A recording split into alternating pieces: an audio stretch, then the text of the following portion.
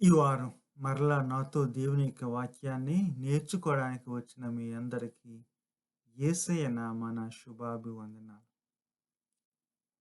యోహాను సువార్త 6వ అధ్యాయము 24 నుండి 35 వరకు ధ్యానిద్దాం.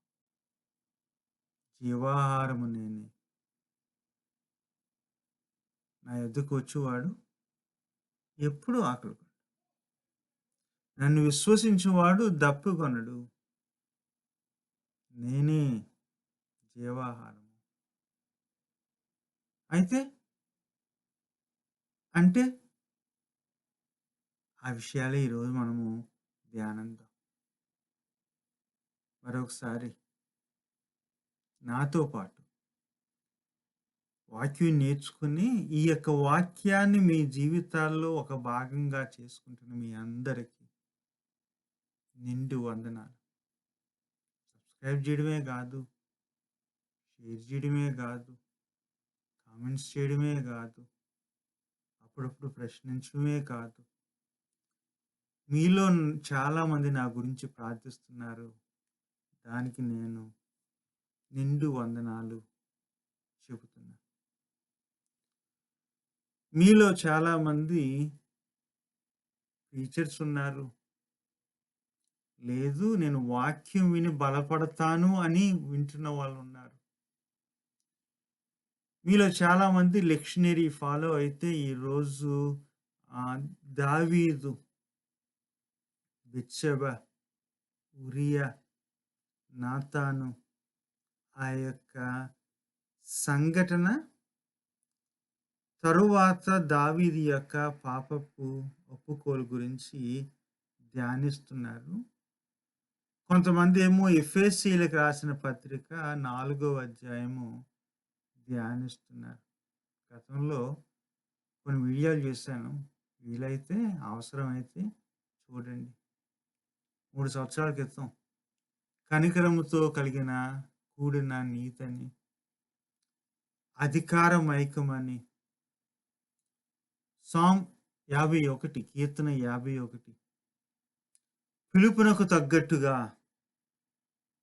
సంపూర్ణులగుటకు ఈ యొక్క టైటిల్స్తో వీడియోలు చేశాను. అది ఈ వారం చాలా సంఘాల్లో ధ్యానించే వాక్య భాగాలు. మీ యొక్క అటెన్షన్ మటికి యోహాను సువార్తకు తీసుకొస్తా, 6వ అధ్యాయానికి తీసుకొస్తా. సంగతి అర్థం కావాలంటే సందర్భం అర్థం కావాలి. సంగతి క్లియర్గా ఉంది కదండి అంటారు. నేనే జీవాహారం అని యేసయ్య అన్నాడు కదా, ఇంకా అర్థం చేసుకోవాల్సింది ఏంటి అని మీరు అంటారు. లేదు, అది మీకు పూర్తిగా అర్థం కావాలంటే, తర్వాత అయితే అంటే అన్న ప్రశ్నకు అర్థం కావాలంటే సందర్భాన్ని అర్థం చేసుకోవాలి. మార్కు, మత్తయి, లూకా సువార్తల్లో మనకు కనబడే ఏంటంటే అద్భుతాలు. దానిని యోహాను సువార్తలో ఏమంటామంటే సూచక్రియలు అంటాం. సిహెచ్ డాడ్ అని ఒక ఆయన ఎప్పుడో మేము చిన్నప్పుడు నేర్చుకున్నప్పుడు తేడా చెప్పాడు. ఏమంటాడంటే, ఇది అద్భుతం ఉంది కదా, ఆ అద్భుతంలో ఆ క్రియే కేంద్రం. సూచక్రియ ఉంది కదా, ఆ క్రియ కేంద్రం కాదు. ఆ క్రియ వెనకాల ఇంకొక దాన్ని సూచిస్తుంది. అద్భుతంలో జరిగింది జరిగింది, కనబడింది కనబడింది, వినబడింది వినబడింది, అంతటితో అయింది. అది యోహాను సువార్తలో దాని గురించి చెప్పినట్టు అంటాడు, ఇది సూచక్రియ.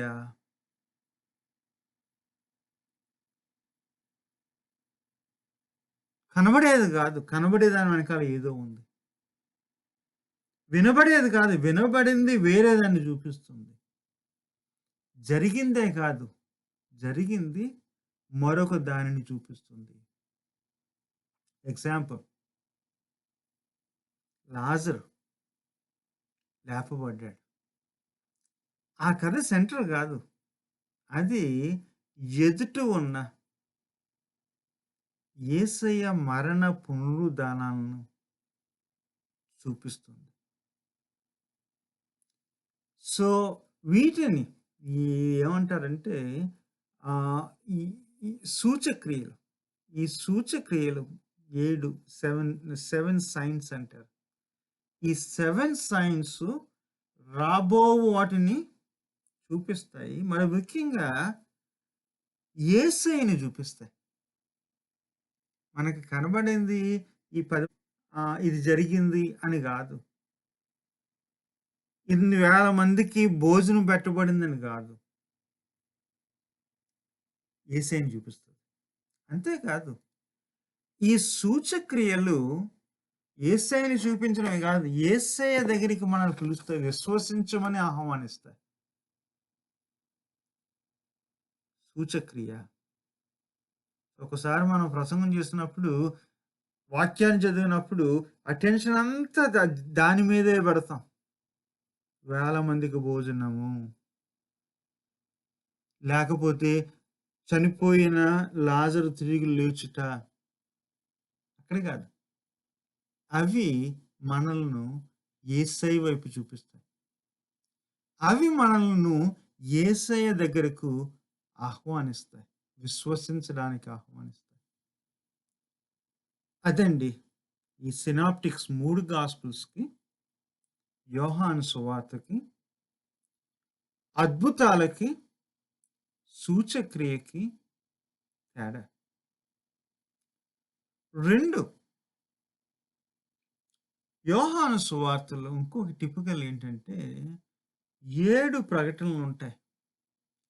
నేనే, నేనే, నేనే పునరుద్ధానము, నేనే వెలుగు, నేను మార్గం, సత్యం, జీవం, నేను జీవాహారము, నేను మంచి కాపరిని అని 7 సార్లు యేసయ్య ప్రకటిస్తాడు. యోహాను సువార్తలో ఇంకొకటి టిపికల్ ఏంటంటే సుదీర్ఘమైన సంభాషణలు. పొడుగాటి సంభాషణలు. నతానియేలు ఫిలిప్పులతో మొదటి అధ్యాయంలో, 3వ అధ్యాయంలో నికోదేముతో సంభాషణ, 4వ అధ్యాయంలోనేమో సమరయలో ఉన్న ఆ స్త్రీ ఎదురైంది కదా! ఆమె పేరు మనకు తెలీదు. సమరయలో ఉండే స్త్రీ. ఆమెతో సంభాషణ. ఈ 7 సంభాషణలకి ఒకదానికొకటి ముడిపెట్టబడి ఉంటాయి. గమనించాలి మనం. సమరయ స్త్రీతో సంభాషణ జరిగినప్పుడు అక్కడ క్లూ ఒకటుంటది. క్లూ ఏంటంటే, ఈయన తినంటే, ఇదిగో నా తిండి అనేది ఏంటంటే, నా తండ్రి కార్యాన్ని చేయడమే నాకు భోజనము అంటాడు.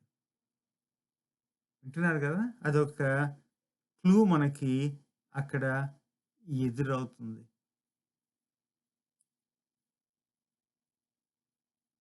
అక్కడ ఇంకో క్లూ ఏంటంటే, నేనిచ్చు నీళ్ళు త్రాగితే, నువ్వొచ్చిన నీళ్ళు గాదు. నేనిచ్చిన నీళ్ళు త్రాగితే మరలా నీకు దాహం వెయ్యదు. అది మనకు 6వ అధ్యాయము 24-35 వచనాల్లో మరలా అది వేరే రూపంలో కంటిన్యూ అవుతది. సో, యోహాను సువార్త 6వ అధ్యాయంలో ఏం జరుగుతుంది? కనీసం 3 సార్లు భోజనాల గురించి ఉంది. మొదటి భోజనం పస్కా పండుగ. భోజనం లేకుండా పస్కా పండుగ జరగదు. అప్పుడు గాని, ఇప్పుడు గాని పస్కా రోజున కుటుంబాలుగా కూర్చొని తినాలి. ఈరోజు కూడా అప్పుడప్పుడు పసకాలకి ఆహ్, వెళ్తుంటాం. ఆ టైంలో పిల్లలు, పెద్దలు కూర్చొని ఆహ్, తలుపు తీసి ఉంచుతారు. తలుపు ఎందుకు తీసి ఉంచుతారంటే ప్రవక్త, ప్రవక్త ఏలియా వస్తాడు అనే వాళ్ళ యొక్క నమ్మకం. సో, 2 ఉండాలి. పస్కాకి భోజనం ఉండాలి. పస్కాకి, ప్రవక్తకి సంబంధం ఉంది. మొదటి పస్కా మీకు జ్ఞాపకం ఉందో లేదో గానీ నిర్గమాకాండము ప్రారంభంలో వారు ఐగుప్తు నుండి వచ్చేస్తున్నప్పుడు ఆ సంహార దూత రావడం జరిగింది. చెప్పడం జరిగింది. మీరు వండుకొని తినండి లోన. బయట మట్టుకి ఆహ్, ఆనవాళ్ళకి సూచనగా రక్తాన్ని పెట్టండి. సంహార దూత మీ ఇంటి మీదకి రాదు. దాటుకొని పోతది.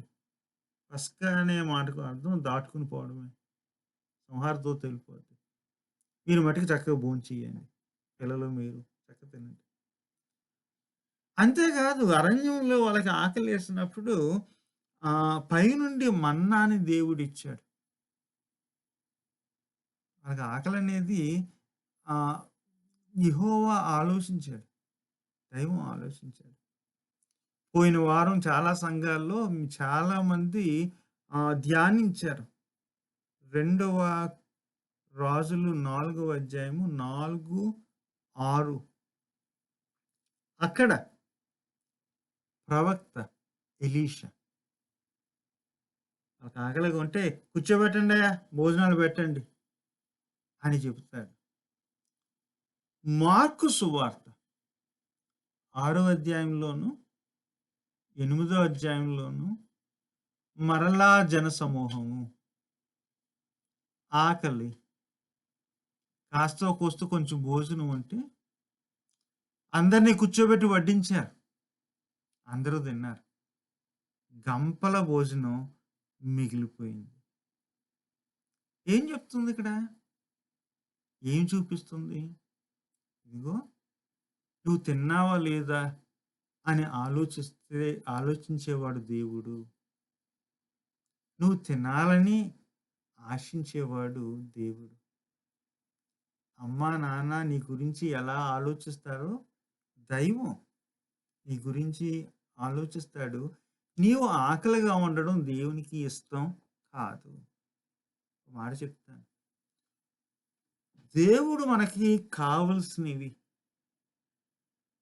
ఏది కావాలో ప్రపంచంలో అందరి కొరకు సరిపడా ఇచ్చాడు. లోటు ఉండవసరం లేదు. ఉన్న ఈ యొక్క ప్రకృతి వనరులన్నీ మనకి సరిపడా దేవుడు ఇవ్వడం జరిగింది. మరి ఏంటండి లోటుకి, ఆకలికి, వెలుతుకి కారణం ఏంటంటే మనుష్యులు దానిని దోచుకుంటున్నారు. కొంతమందికి చెందకుండా దానిని దోచుకున్నందుకే ఆకలి. 100కి 10 మందికి ప్రపంచంలో ఆకలితో పడుకుంటున్నారు. 100కి నలుగురు ఆకలితో చచ్చిపోతున్నారు. మన దేశంలో దరిదాపు 22,00,00,000 మంది ఆకలికి అలవాటైపోయారు. ఆకలి ఒక జబ్బండి. ఆకలి మొన్న ఏదో పాండమిక్ వచ్చింది. కరోనా అని జెప్పేసి అదొక మహమ్మారి అన్నాం గానీ, ఈ ఆకలి ప్రాణాలు తీసే ఆకలి, మనుషుల్లో మానవత్వం చంపే ఆకలి అదొక మహమ్మారి. అది దేవుని చిత్తం కాదు. దేవునికి ఆకలి అయిష్టము. ఇష్టపడ్డాడు. కానీ అంతటితో ఆగకూడదు. 6వ అధ్యాయంలో వాళ్ళ ఆకలి తీర్చిన తర్వాత వాళ్ళని మరొక వైపు చూపించడం జరిగింది. అది సూచక్రియే. సూచక్రియ ఏం చేస్తదని జెప్పాను. అంతటితో ఆగిపోదు. ఆ ఆకలి మరొక ఆకలి వైపు. ఆ ఆహారం మరొక ఆహారం వైపు. ఆ రొట్టె మరొక రొట్టె వైపు చూపించడం జరిగింది. సూచక్రియ అంటే మీకు ఎగ్జాంపుల్ చెప్తాను. మనం బస్సు ఎక్కుతాం. ఎక్కడో ఊరెళ్దామని ట్రైన్ ఎక్కుతాం. లేతే కార్‌లెక్కుతాం. ఊరు ముందు ఒక సూచన పెడతారు. ఇదిగో ఇక్కడ ఇంకొక 8 కిలోమీటర్లు, ఇంకొక 5 కిలోమీటర్లు. ఇలాగా ఈ భోజనం ఉంది కదా! యోహాను సువార్తలో రొట్టెలు పంచిపెట్టడం 6 అధ్యాయంలో. అది వేరే రొట్టె వైపు చూపిస్తుంది. దాని గురించి రాస్తూ ఒక సంభాషణ పెడతాడు. ఆ సంభాషణ మిగిలిన సంభాషణలాగే. వాళ్ళొకటి అడుగుతారు. యేసయ్య ఒకటి చెప్తాడు. వాళ్ళకి అర్థం గాదు. మరలా చెప్తాడు. మరలా అర్థం గాదు. అర్థమయ్యే వరకు ఆ సంభాషణ సాగుతుంది. అలాంటి సంభాషణలు 7 యోహాను సువార్తల్లో ఉన్నాయి. 25 వచనం ప్రశ్న అడుగుతారు. ఎందుకంటే, "నీవు ఇక్కడికి ఎప్పుడొచ్చావు?" అని అడుగుతారు. భోజనాలయిపోయినియి. శిష్యులు ఒక చిన్న దోణి మీద ఎళ్ళిపోయారు. రెండో దోణి ఉంది. రెండో దోణి అక్కడే ఉండిపోయింది. యేసయ్య మటుకే సముద్రం మీద నడుచుకొని ఎళ్ళిపోయాడు. వెతుక్కుంటే జనసమూహం వచ్చి యేసయ్యని చూసి, "దోణి అక్కడ ఉంది. ఈళ్ళేమో ఇలా ఎళ్ళిపోయారు. నువ్వెప్పుడు వెళ్ళావు?" అని అడుగుతారు. వాళ్ళ ప్రశ్న ఏంటంటే, "నువ్వెప్పుడు వెళ్ళావు?" అనే ప్రశ్న కాదు. మనసులో ఏంటంటే, మాకు మరలా నిన్ను పెట్టావు గదా! అలాంటిది మళ్ళా ఎప్పుడు? వాళ్ళ మనసు దాంట్లో ఉంది. మనస్సులు ఎరిగిన యేసయ్య సమాధానం చెప్తాడు. మీరడిగేది నేనెప్పుడు ఎక్కడ గాదు. ఆ రొట్టె గురించి. క్షయమైన రొట్టె గురించి. దాని గురించి పాటలు పడకండి. అక్షయమైన దాని కొరకు, అక్షయమైన ఆహారం కొరకు పోరాడండి. కష్టపడండి. పాటలు పొందండి. ఏది ప్రాముఖ్యమైనదంటే అక్షయమైన ఆ రొట్టె, ఆహారము. మరలా అపార్థం జేసుకోకండి. క్షయమైన ఆహారము అవసరమే. క్షయమైన ఆహారం మనకు కలగాలని దేవుడు కోరుతున్నాడు. అంతేకాదు, అక్షయమైన ఆహారాన్ని కూడా దేవుడు మనకి ఇస్తున్నాడు.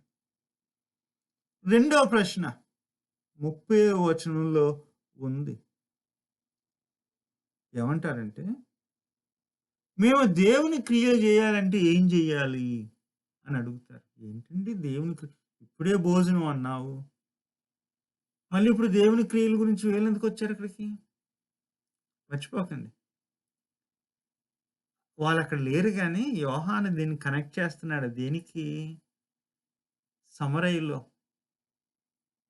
యేసయ్య అంటాడు, "నా తండ్రి పని చేయడమే నాకు భోజనము" అంటాడు. మరి తండ్రి పని ఎలా చేయాలి? తండ్రి పని చేయాలంటే ఏం చేయాలి? అప్పుడు సింపుల్ సమాధానం ఏంటంటే, "పంపిన వాని యందు విశ్వసించుటయే నా తండ్రి పని" అంటాడు. క్రియ అంటాడు. ఏం చేయనవసరం లేదు. నన్ను విశ్వసించండి. మరలా ప్రశ్న, నిన్ను విశ్వసించాలంటే నీవు చేసిన ఆ యొక్క సూచక్రియలేంటి అంటారు. ఏదోకటి చేసి చూపించు. అప్పుడు విశ్వసిస్తాం. నువ్వు చేసేదేంటి? నువ్వు జరిగించేదేంటి? అని వెంటనే 2 ప్రశ్నలేస్తారు. దానికి యేసయ్య సమాధానం ఇస్తాడు. ఇదిగో పైనుండి తండ్రి నన్ను మీకు ఆహారంగా పంపించాడు. మించిన సూచక్రియ, మించిన కార్యం మీకు ఏం గావాలి? అని సమాధానం. ఈళ్ళకింకా అర్థం కాదండి. ఏమంటారంటే, "ప్రభువా! ఆ ఆహారం మాకు ఎల్లప్పుడూ అనుగ్రహించు" అంటారు. యెస్. దగ్గరికొచ్చారు. దరిదాపు దగ్గరికొచ్చారు. దానికి సమాధానంగా యేసయ్య జెప్తాడు. ఆహారం ఎక్కడో లేదు. నేనే ఆహారం. నేనే ఆ జీవాహారం. పస్కా రోజునేమో రొట్టిచ్చాను, జీవమిచ్చాను. ఆ పస్కా రోజున ఆ రొట్టెను నేనవుతాను, మీకు నిత్య జీవాన్నిస్తాను. ఆహారాన్నిచ్చిన ఆయన ఆహారమయ్యాడు. రొట్టెనిచ్చిన ఆయన రొట్టెయ్యాడు. జీవమిచ్చిన ఆయన నిత్య జీవము ఇచ్చాడు.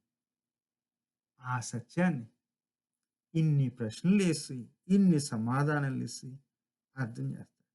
చెప్పి జీవాహారం నేనే. నా యొద్దకు రండి. నా యొద్దకు వచ్చువాడు ఎప్పుడూ ఆకలిగొనడు. ఒకసారి వినబడే ఆకలి, కనబడే ఆకలి, అనుభవించే ఆకలిని చూస్తాం కానీ, కనబడని ఆకలిని, వినబడని ఆకలిని, అనుభవానికి అందని ఆకలిని మనం చూడం. ఆ ఆకలిని తీర్చేది ఎవరంటే దేవుడే కుమారునిచ్చాడు. ఆయనే జీవాహారం. ఆయన యందు విశ్వసించువారు మరలా ఎప్పుడూ తప్పికొనరు. ఏంటండి విశ్వసించడం? యోహాను సువార్తలో మొదటి నుండి చివరి వరకు ఇదే థీమ్ మరలా మరలా వస్తది. విశ్వసించుట, విశ్వసించుట, విశ్వసించుట. జీవాహారం నేనే. అయితే విశ్వసించండి. అంటే గమనించండి. సువార్తికుడు ఈ యొక్క సువార్తను రాసేటప్పుడు దాదాపు ఆ యొక్క శతాబ్దము చివరి భాగంలో ఎఫెసస్ అంటారు. ప్రియమైన, ప్రియమైన సంఘం. ఆ సంఘంలో విశ్వాసం సన్నగిల్లుతుంది. ప్రభువా, ప్రభువా అంటున్నారు గానీ, ప్రభువుని నమ్మడం లేదు. దాన్ని జూసి, దీన్ని జూసి, వాడిని జూసి, వీడిని జూసి భయపడడం. ఆ భయానికి కారణం ఏంటంటే అవిశ్వాసం. వాళ్ళకి ఆహ్వానం యోహాను ద్వారా. ఇక్కడ జనసమూహానికి ఆహ్వానం యేసయ్య ద్వారా. ఈరోజు మీ అందరికీ ఒక ఆహ్వానం ఈ వీడియో ద్వారా. భయంతో బతుకుతున్నారా? విశ్వాసానికి దూరమయ్యారా? నమ్మకాన్ని పోగొట్టుకుని నమ్మక ద్రోహులుగాను, సన్నగిల్ల విశ్వాసం కలిగిన వారు ఉన్నారా? ఇదిగో మీ కొరకు, నా కొరకు వచ్చిన జీవాహారము ఆయనే. ఇక జీవానికి లోటు లేదు. అయితే విశ్వసించండి. విశ్వాసంలో నిలవబడండి అని ఆహ్వానం. ఉంటాను మరి. సెలవు.